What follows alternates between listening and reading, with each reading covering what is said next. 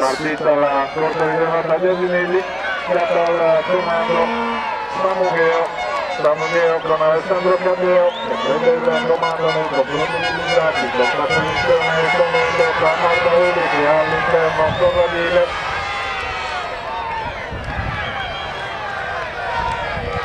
Che affrontano la prima piegata con Samugheo che conduce nei confronti di Busacchi. Busacchi Sorradile in terza posizione, Ardauli in quarta, che è nel gruppo del Medellin Santa Vittoria. Neoneli Fioretta Omonta, richiamato pesantemente alla frutta Samugheo, con 3 di vantaggio nei confronti di Busacchi che prova il recupero.